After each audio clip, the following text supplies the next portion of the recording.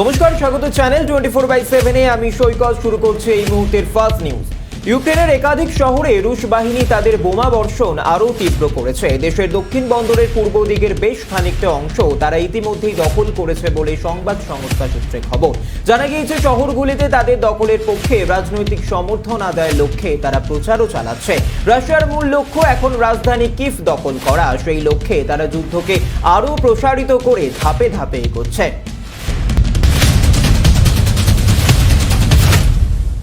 রুশ বোমায় জ্বলছে ইউক্রেন। এহেন পরিস্থিতিতে কিয়েভের হাতে আরও অস্ত্র তুলে দেওয়ার সিদ্ধান্ত নিল আমেরিকা। তৃতীয় বিশ্বযুদ্ধের আশঙ্কা বাড়িয়ে পাল্টা মার্কিন অস্ত্র বোঝাই গাড়িতে হামলা চালানোর হুমকি দিয়েছে রাশিয়া।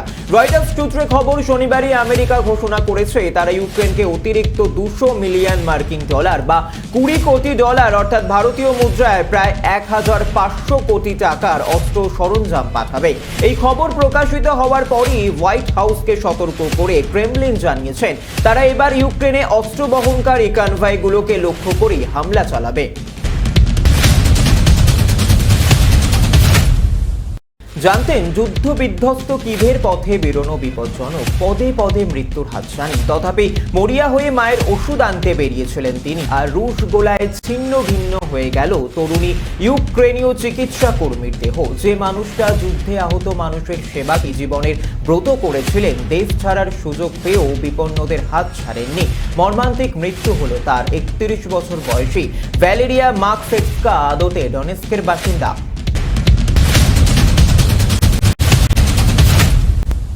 ইউক্রেনে হামলার তীব্রতা ক্রমশই বাড়াচ্ছে রাশিয়া। এতদিন ইউক্রেনে পূর্ব উত্তর সীমান্ত দিয়ে আগ্রাসনের মাত্রা বাড়ছিল। এবার একেবারে অন্য প্রান্তে পশ্চিম দিকে পোল্যান্ড লাগোয়া ইউক্রেন সীমান্তে প্রদেশ লুভিভে সেনা ছাউনি উড়ে গেল রাশিয়ার বোমা বর্ষণে। এতদিন আক্রমণের তীব্রতা বাড়ছিল ইউক্রেনের পূর্ব উত্তর এবং পূর্ব দক্ষিণ সীমান্ত বরাবর। এবার মূল কারণ, রাশিয়া সীমান্ত দিয়ে ডনবাস ও ক্রাইমিয়া পেরিয়ে ইউক্রেনে ঢুকে পড়া তুলনামূলকভাবে সহজ। আবার উত্তর পশ্চিম দিক থেকে বেলারুস দিয়েও আগ্রাসী আক্রমণ চলছিল। কিন্তু এবার আক্রমণের তীব্রতা বাড়ল, প্রসারিত হলো হামলার স্থানও।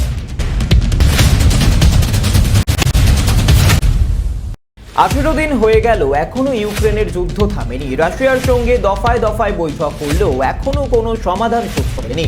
প্রেসিডেন্ট ভ্লাদিমির পুতিনের কাছে যুদ্ধ থামানোর আর্জি জানিয়েও কোনো লাভ হয়নি। তাই এবার মাইচদের কাছে আর্জি জানালেন ইউক্রেনের প্রেসিডেন্ট ভলোদিমির জেলেনস্কি। শনিবার ভিডিও বার্তায় তিনি রাশিয়ার মহিলাদের কাছে অনুরোধ করেন তারা যেন নিজেদের ছেলেদের যুদ্ধে পাঠানো থেকে বিরত রাখেন। যদি কেউ যুদ্ধে যেতে চায় তাকে বুঝিয়ে বাধা দিতে।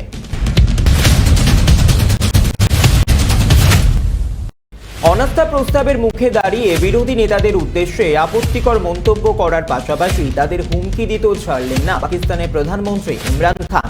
আর তারই আচরণের পরেই পাক রাজনীতিতে নতুন করে অশান্তির সম্ভাবনা দেখা দিয়েছে। বালমবাটে ডার্ট স্কাউটস গ্রাউন্ডে এক জনসভায় ইমরানের নিশানা ছিলেন 3 প্রধান বিরোধী দলের নেতা। এরা হলেন মৌলানা ফজলুর রহমান, আসিফ জারদারি এবং শেহবাজ শরীফ। এই 3 নেতার উদ্যোগে ইমরানের বিরুদ্ধে পাক সংসদে অনাস্থা প্রস্তাব আনা হয়েছে, যা নিয়ে রীতিমতো চাপে পাক প্রধানমন্ত্রী।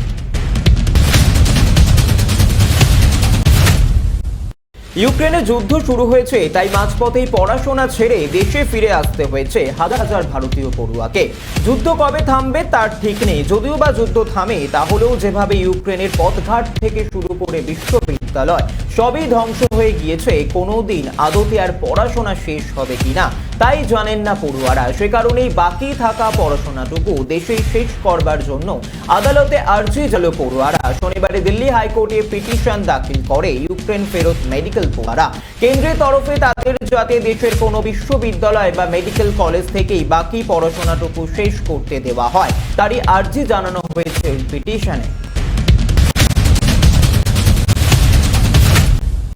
দেশের প্রতিরক্ষা ক্ষেত্রকে স্বনির্ভর করে তুলতে হবে। শনিবার এক উচ্চ পর্যায়ের বৈঠকে এমনটাই জানিয়েছেন প্রধানমন্ত্রী নরেন্দ্র মোদী। রাশিয়া ইউক্রেন যুদ্ধের আবহে ভারতের প্রতিরক্ষা ব্যবস্থা খতিয়ে দেখতে শনিবার এক উচ্চ পর্যায়ের পর্যালোচনা বৈঠকে বসেছিলেন প্রধানমন্ত্রী নরেন্দ্র মোদী। বৈঠকে উপস্থিত ছিলেন প্রতিরক্ষা মন্ত্রী রাজনাথ সিং, কেন্দ্রীয় অর্থমন্ত্রী নির্মলা সীতারামন, বিদেশমন্ত্রী এস জয়শঙ্কর সহ অন্যান্যরা। এর পাশাপাশি কেন্দ্রীয় নিরাপত্তা উপদেষ্টা অজিত ডোভাল, 3 সেনা প্রধান এবং সরকারের অন্যান্য শীর্ষ আধিকারিকরাও ছিলেন বৈঠকে।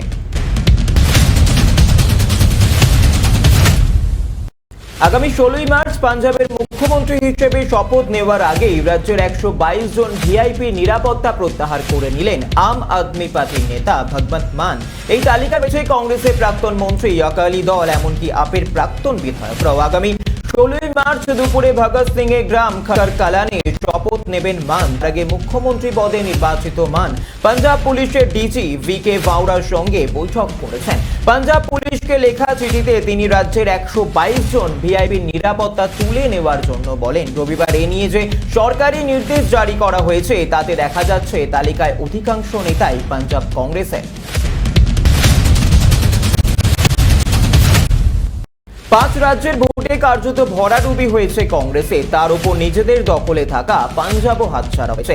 অরবিন্দ কেজরিওয়ালের দল কংগ্রেসের থেকে ছিনিয়ে নিয়েছে পাঞ্জাব। বৃহস্পতিবার লজ্জার হারের পর ফের একবার প্রশ্ন উঠতে শুরু করেছে গান্ধী পরিবারের নেতৃত্ব নিয়ে।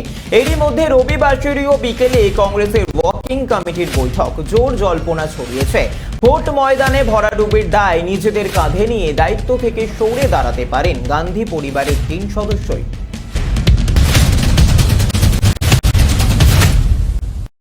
আরও কমল ভারতে দৈনিক করোনা সংক্রমণ। গত দিনের থেকেও বেশ কিছুটা কমেছে দৈনিক করোনা আক্রান্তের সংখ্যা। গত 24 ঘন্টায় ভারতে নতুন কোভিড আক্রান্ত হয়েছেন 3116 জন। গত 676 দিনে ভারতে সর্বনিম্ন দৈনিক কোভিড সংক্রমণ। এটি বেশ কিছুদিন ধরেই টানা কমছে দৈনিক কোভিড সংক্রমণ। ওমিক্রনের ঢেউ কাটিয়ে ফের ছন্দে ফিরছে ভারত। স্বাভাবিক হয়েছে জনজীবন, পাল্লা দিয়ে বাড়ছে কোভিড টিকাকরণও। যদিও বিপদ এড়াতে কোভিড বিধি মেনে চলার পরামর্শ দিচ্ছেন স্বাস্থ্য বিশেষজ্ঞরা।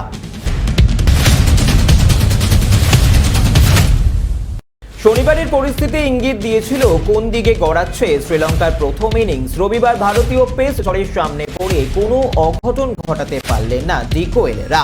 ফলত যা হওয়ার তাই হলো। তাসের ঘরের মতোই ভেঙে পড়লেন টেল এন্ডাররা। মাত্র 109 রানেই গুটিয়ে গেল শ্রীলঙ্কার প্রথম ইনিংস। প্রথম টেস্টে লঙ্কা বাহিনীকে 1 ইনিংস ও 222 রানে হারিয়েছিল ভারত। নতুন রেকর্ড করেছিলেন অশ্বিন, রোহিত শর্মারা।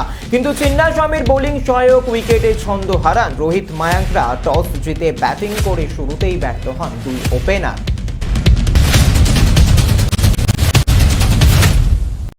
ক্লাবের নির্বাচনের জন্য মনোনয়ন জমা দেবার শেষ দিন রীতিমতো রণক্ষেত্রের চেহারা নিয়েছিল মোহনবাগান চত্বর। দুই পক্ষের সংঘর্ষে রক্তারক্তি পরিস্থিতি তৈরি হয়। সেই ঘটনায় 4 জনকে গ্রেফতার করল ময়দান থানার পুলিশ। তবে তারা ক্লাবের সমর্থক নাকি বহিরাগত তা এখনো স্পষ্ট নয়। মোহনবাগান ক্লাবের নির্বাচনের জন্য শনিবারই ছিল মনোনয়ন জমা দেওয়ার শেষ দিন, যার জন্য দুপুর থেকেই গঙ্গাপাড়ের তাঁবুতে কর্মকর্তারা আসতে শুরু করেন। ভিড় জমান সদস্য সমর্থকেরাও। কিন্তু বেলা খানিকটা গড়াতে উত্তপ্ত হয়ে ওঠে পরিস্থিতি। ক্লাবের গেটের ঠিক বাইরে দুপক্ষের মধ্যে শুরু হয় সংঘর্ষ।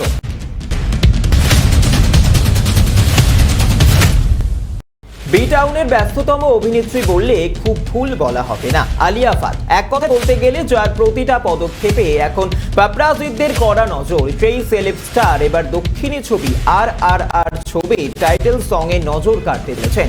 সদ্য মুক্তি পেয়েছে গানের টিজার। সেখানেই দেখা গেল আলিয়ার সঙ্গে জুনিয়র NTR ও রামচরণের একই পোজে, একই ছন্দে 3 স্টার একই ফ্রেমে। দক্ষিণী ছবিতে এই প্রথম কাজ আলিয়া ভাটের। জন্মের পর কেটেছে 18 মাস, এই প্রথম মাথা হলো একেবারে ফাঁকা, আর তাতেই হাত বোলাচ্ছে এক রক্তি। কার কথা বলা হচ্ছে? রাজ চক্রবর্তী ও শুভশ্রী গঙ্গোপাধ্যায় আদরের রসগোল্লা ইউভান হাজির তার নতুন লুক নিয়ে। সোশ্যাল মিডিয়ায় পুচকের নতুন লুকের ছবি ও ভিডিও পোস্ট করেছেন তারকা অভিভাবক। নিজের সোশ্যাল মিডিয়া হ্যান্ডেলে স্ত্রী ও পুত্রের সঙ্গে ছবি পোস্ট করেন পরিচালক। ক্যাপশনে লেখেন, এটাকে পরিবারের নতুন সদস্য, আমাদের ছোট্ট রসগোল্লা।